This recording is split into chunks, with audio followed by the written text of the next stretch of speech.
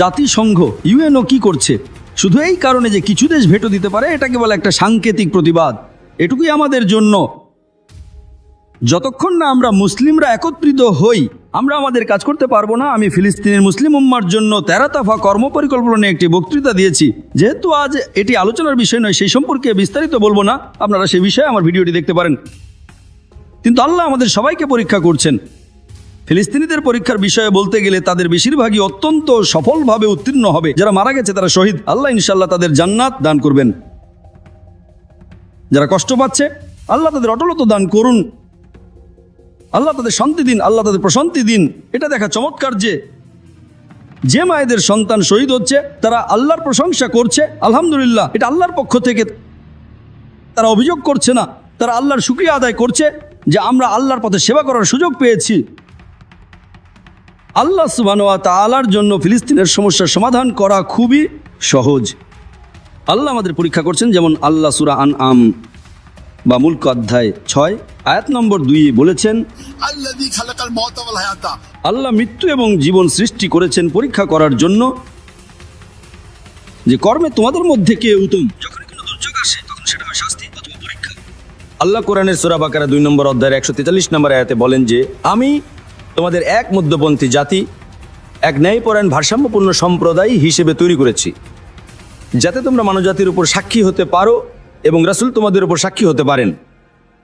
যেহেতু রাসূল মুহাম্মদ সাল্লাল্লাহু আলাইহি ওয়াসাল্লাম শেষ এবং চূড়ান্ত রাসূল, মুসলিম হিসেবে আমাদের কাছে এই বার্তা পৌঁছে দিয়েছেন এবং আমরা তা গ্রহণ করেছি। এখন এটা আমাদের কাজ, এটা আমাদের দায়িত্ব, যে আমাদের উচিত বাকি বিশ্বের কাছে তা পৌঁছে দেওয়া।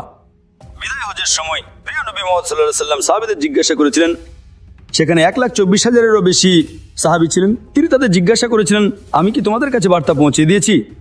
এবং তারা সবাই বলেছিল, হ্যাঁ, আপনি আমাদের কাছে বার্তা পৌঁছে দিয়েছেন। নবীজি বলেছিলেন, যারা এখানে উপস্থিত আছো তারা তাদের কাছে পৌঁছে দাও যারা এখানে উপস্থিত নেই। যারা ইসলাম সম্পর্কে জানে না তাদের কাছে ইসলামের বার্তা পৌঁছে দেওয়া আমাদের দায়িত্ব। আমি আপনাদের একটা সাধারণ প্রশ্ন করতে চাই। একদিন ধরেন আপনি অফিসের উদ্দেশ্যে বাড়ি থেকে বের হলেন এবং আপনার প্রতিবেশী কোনো কারণ ছাড়াই আপনার মাকে গালি দিল, আপনার মায়ের বিরুদ্ধে অশালীন ভাষা ব্যবহার করলো। যখন আপনি সন্ধ্যায় বাড়ি ফিরবেন এবং জানতে পারবেন যে আপনার প্রতিবেশী সে আপনার মাকে গালি দিয়েছে, আপনার মায়ের বিরুদ্ধে অশালীন ভাষা ব্যবহার করেছে, আপনি বাড়ি ফিরে কি করবেন? যখন জানবেন যে আপনার প্রতিবেশী কোনো কারণ ছাড়াই, কোনো হেতু ছাড়াই আপনার মায়ের বিরুদ্ধে বাজে ভাষা ব্যবহার করছে, তাকে বাজে নামে ডাকছে, আপনি বাড়ি ফিরে কি করবেন? তাকে মেরে ফেলবেন? তার সাথে মারামারি করবেন? তার ঘাড় মটকে দেবেন? আপনি কি করবেন? তার সাথে লড়াই করবেন? আপনি কি করবেন যদি আপনার প্রতিবেশী কোনো কারণ ছাড়া আপনার মাকে গালি দেয়, আপনার মায়ের বিরুদ্ধে অশালীন ভাষা ব্যবহার করে? যখন আপনি বাড়ি ফিরবেন আপনি কি করবেন? তাকে মেরে ফেলবেন? তার সাথে মারামারি করবেন? তার ঘাড় মটকে দেবেন? কেউ বলছে আমরা তার সাথে লড়াই করব, তাকে মেরে ফেলবো, তার ঘাড় ভেঙে দেব, তাকে আঘাত করব। আল্লাহ সুবহানাহু ওয়া তাআলা আমাদের কোরআনে সূরা মারিয়াম 19 নম্বর অধ্যায়ের 88 থেকে 92 নম্বর আয়াতে বলছেন যে খ্রিস্টানরা তারা আল্লাহ সুবহানাহু ওয়া তাআলার বিরুদ্ধে অশালীন ভাষা ব্যবহার করছে। তারা বলে আল্লাহ সন্তান গ্রহণ করেছেন। এটি আল্লাহর প্রতি দেওয়া সবচেয়ে বড় গালি, এটি আল্লাহর প্রতি বলা সবচেয়ে জঘন্য কথা। আল্লাহ বলছেন সূরা মারিয়াম 19 নম্বর অধ্যায় 88 থেকে 92 যে তারা অমুসলিমরা, খ্রিস্টানরা এবং অন্যান্য মুসলিমরা তারা বলছে যে আল্লাহ সন্তান গ্রহণ করেছেন। এটি আল্লাহর প্রতি বলা সবচেয়ে জঘন্যতম কথা। যদি আকাশের অনুভূতি থাকতো তবে আকাশ ফেটে যেত, পৃথিবী বিদীর্ণ হয়ে যেত, পাহাড়গুলো ধসে পড়ে ধ্বংসস্তূপে পরিণত হতো। কিন্তু আমরা মুসলিমরা, আমরা পাথরেরও চেয়ে কঠিন, আমরা পাহাড়েরও চেয়ে কঠিন, আমাদের হৃদয় কিছুই হয় না। এটা লজ্জার বিষয়। আমরা ভয় পাই যদি আমি দাওয়াত দিই তবে আমার অমুসলিম বন্ধু রাগ করবে। তারা আল্লাহ সুবহানাহু ওয়া তাআলার বন্ধুত্বের চেয়ে তাদের বন্ধুর বন্ধুত্ব রক্ষায় বেশি আগ্রহী। আপনাদের আসলে ভুল ধারণা আছে। যখন আপনি দাওয়াত দেবেন আপনার অমুসলিম বন্ধু আপনাকে আরও বেশি সম্মান করবে। আমি যখন বিশ্বের যে কোনো স্থানে দাওয়াত দিয়েছি অমুসলিমরা আমাকে সম্মান করেছে। ভারতে এবং যখনই আমি ট্রাভেল করি অমুসলিমরা আমাকে বেশি সম্মান করে। আমি যখন দোকানে যাই, ও ডাক্তার জাকির, ঠিক আছে আমরা আপনার কাছ থেকে টাকা নেব না। আমি যখন কাস্টমসের মধ্যে দিয়ে যাই সে বলে ডাক্তার জাকির, উনি যা বলেন সে বলে আমরা ওনার ব্যাগ চেক করতে পারবো না, আমরা ডিসকাউন্টের জন্য এটা করছি না, আমরা ফ্রি জিনিসের জন্য করছি না, আমরা আল্লাহর জন্য করছি। তারা আমাকে এত সম্মান করে যে হিন্দুরা জনসংখ্যা আমাকে ভালোবাসতে শুরু করলো। সরকার ভয় পেয়ে গেছিল, আমার প্রধানমন্ত্রী মোদি সে ভয় পেয়ে গেছিল যে এই লোকটা ভীষণ জনপ্রিয় হয়ে যাচ্ছে একজন মুসলিম হয়েও। আমরা যখন ভারতে লেকচার দিই 1 লাখ, 2 লাখ, 5 লাখ, 10 লাখ মানুষ লেকচার লাইভ দেখে, 10 লাখ মানুষ লাইভ, সোশ্যাল মিডিয়ায় নয়, টেলিভিশনে নয়, সরাসরি এবং যখন আমরা ভারতে কোনো আলোচনা করি প্রায় 20 থেকে 25 ভাগ হচ্ছে অমুসলিম। যখন 1 লাখ মানুষ আমার লেকচার শুনতে আসে 20 থেকে 25 হাজার হয় অমুসলিম। 10 লাখ মানুষ যখন আসে 2 লাখ থেকে 2.5 লাখ হয় অমুসলিম। কল্পনা করুন 2 লাখ অমুসলিম ভারতে সরাসরি আসছে। নাইজেরিয়াতে আমরা কল্পনা করতে পারি না। কেন? এর মানে ভারতের অমুসলিমরা আমাকে নাইজেরিয়ার মুসলিমদের চেয়েও বেশি ভালোবাসে। হিন্দু আমাকে প্রশ্নোত্তর পর্বে বলে আমি আমার জীবনে 40 বছরে আমার ধর্ম সম্পর্কে যা জানতাম না তা ডাক্তার জাকির নায়েকের 2 ঘন্টার লেকচারে শিখেছি। যখন অমুসলিমরা ইসলাম গ্রহণ করতে শুরু করলো, আমার প্রধানমন্ত্রী মোদী তার ভোট ব্যাংক নষ্ট হতে শুরু করলো। তাই সে কি করলো? সে অভিযোগ আনলো যে ডাক্তার জাকির নায়েক তান্ত্রিকাহ। এটাই দাওয়ার প্রভাব। মানুষ নবীজিকে ভালোবাসতো। নবীজি যখন দাওয়া দিতেন এমনকি তার শত্রুরাও বলতো তিনি আল আমিন। যখন তারা শহরের বাইরে যেত তারা তাদের সম্পদ নবীর কাছে জমা রাখতেন, যদিও তারা তার বিরুদ্ধে ছিলেন, কারণ তারা জানতো যে এই লোকটা প্রতারণা করবে না। আমাদের মুসলিমদের উচিত নবী এবং সাহাবীদের পদঞ্চনে অনুসরণ করা।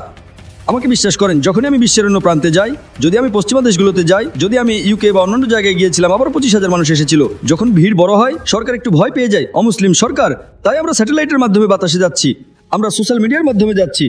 এবং বিশ্বাস করুন, যখনই আমি অমুসলিমদের দেখা করি, তাদের বেশিরভাগই 100 ভাগ নয় কিন্তু 95 ভাগেরও বেশি অমুসলিম। তারা আমার লেকচার দেখেছে, তারা আমাকে সম্মান করে, তারা আমাকে ভালোবাসে এবং তাদের অনেকে ইসলামের সত্যতা স্বীকার করে। রাজনীতিবিদরাই বলে আচ্ছা সে এখন জনপ্রিয় হচ্ছে, আমরা আমাদের ভোট ব্যাংক হারাবো। তাই এমনকি মালয়েশিয়াতেও যারা আমার বিরুদ্ধে তারা হলো রাজনীতিবিদ।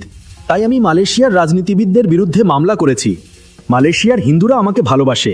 আমি যখন ডাক্তারের কাছে যাই দেখা যায় তিনি হিন্দু। ও ডক্টর জাকির নায়েক, আমি আপনার কাছ থেকে কিভাবে ফি নিতে পারি? আমি ইউটিউবে আপনার ভিডিও দেখি।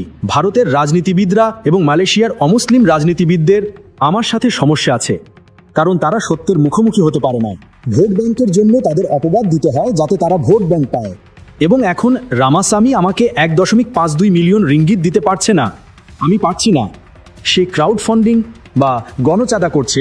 ক্লাউড ফান্ডিং, কল্পনা করুন, সে 1.52 মিলিয়ন রিঙ্গিত, $3,20,000, 383 মিলিয়ন নাইরা যদি সে মালয়েশিয়ার গরিব ভারতীয়দের দেয় তবে সেটা বিনোপযোগী হবে। এই টাকা দিয়ে মালয়েশিয়ার গরিব ভারতীয়দের সাহায্য করুন। কেন আপনি রামাসামিকে দিতে চান? সে ভুল করেছে। আমার ডক্টর জাকির নায়েকের বিরুদ্ধে কিছুই নেই। আমি এটা জনগণের জন্য করেছি। কে আপনাকে এটা করতে বলেছিল? আমার বিরুদ্ধে মিথ্যা অভিযোগ আনা, আমাকে শয়তান বলা, আমাকে সন্ত্রাসী বলা। বিচারক তাকে জরিমানা করেছেন এবং এখন সে টাকার জন্য ভিক্ষা করছে। আপনি যদি ভুল করে থাকেন তবে আপনার শোধ করা উচিত। কেন আপনি অন্য হিন্দুদের আপনার জন্য টাকা দিতে বলছেন? আমি চাইবো তার দ্বারা সংগৃহীত এই অর্থ মালয়েশিয়ার গরিব ভারতীয়দের উন্নতির জন্য দেওয়া হোক, এর জন্য নয় যে আপনি যদি ভুল করে থাকেন তবে আপনার সম্পদ থেকে শোধ করুন। তাই আমাদের একটি ভুল ধারণা আছে যে আপনি যদি দাওয়া দেন তবে আপনি আপনার বন্ধুত্ব হারাবেন, আপনি আপনার ব্যবসা হারাবেন, আপনি আপনার বাড়ি হারাবেন। এবং যদিও আপনি তা করেন, আল্লাহ সুবহানাহু ওয়া তাআলার পথে দেওয়ার চেয়ে উত্তম উপায় আর কি আছে? এর চেয়ে ভালো আর কি আছে? আল্লাহ আপনাকে 700 গুণ দেবেন। এবং যখন আমার প্রধানমন্ত্রী মোদী যখন তিনি অভিযোগ আনলেন, আমাকে 2016 সালে হিজরত করতে হয়েছিল। 7 বছর আগে আমি ভারত থেকে মালয়েশিয়া হিজরত করি এবং আমার সমস্ত সম্পত্তি, আমার সমস্ত সম্পদ, বড় অঙ্ক সব আল্লাহর পথে উৎসর্গীকৃত। আমার পরিবারের সদস্যরা চোখের পলকও ফেলেনি, তারা ভ্রু কুঁচকায়নি। কল্পনা করুন এই সব সম্পদ কাফেররা নিয়ে নিয়েছে কারণ আমি একজন দায়ী ধর্মপ্রচারক। এর চেয়ে ভালো ব্যবসার চুক্তি আর কি হতে পারে? কল্পনা করুন মাঝে মাঝে ভূমিকম্প আসে, আপনার বাড়ি চলে যায়, আপনি ব্যবসা করেন, ব্যবসায় টাকা হারান। এই আমার সব সম্পত্তি, আমার বাড়ি কাফেরদের কাছে চলে গেছে কারণ আমি আল্লাহর পথে একজন দায়ী। এর চেয়ে ভালো ব্যবসার চুক্তি আর কি হতে পারে? ভারতে আমি প্রতি রাতে দোয়া করতাম যে হে আমার রব, ইয়া আল্লাহ, আমার জীবন এবং আমার সম্পদ যেন তোমার জন্য উৎসর্গিত হয়।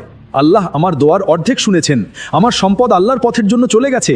এখন আমি দোয়ার দ্বিতীয় অর্ধের জন্য অপেক্ষা করছি। এমনকি এমন জীবনেও আমি প্রার্থনা করি যেন আমি আল্লাহর পথে শহীদ হতে পারি।